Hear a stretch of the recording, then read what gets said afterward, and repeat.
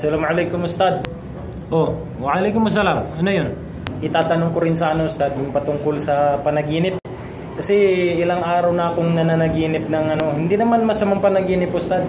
Parang mabuti nga eh. So, gaano po ba ito katotoo?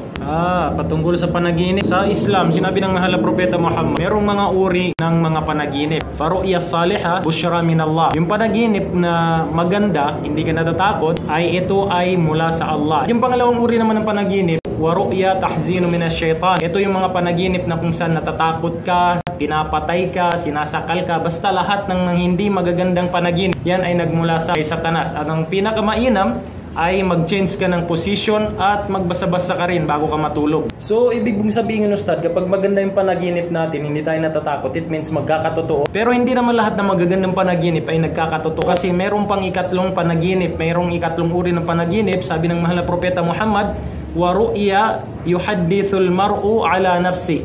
Yung panaginip na kung saan ginawa mo o di kaya halimbawa yung may crush ka, iniisip mo siya, may nagugustuhan kang babae, iniisip mo siya o di kaya gusto mo magkaroon ng kayamanan, tapos sa pag-iisip mo na yon nakatulog ka, so mapapanaginipan mo yung mga crush mo, yung mga kayamanan gusto mo, mga luxury cars, mga NMAX, mapapanaginipan mo yon, ganun yon.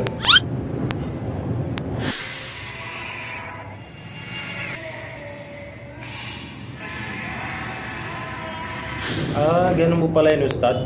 Kala ko naman kasi lahat ng magandang panaginip nagkakatotoo. Sige po Ustad, salamat.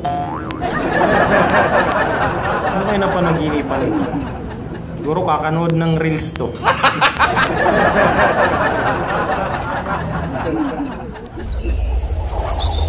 محمد كان علم كليبس. محمد كان علم كليبس.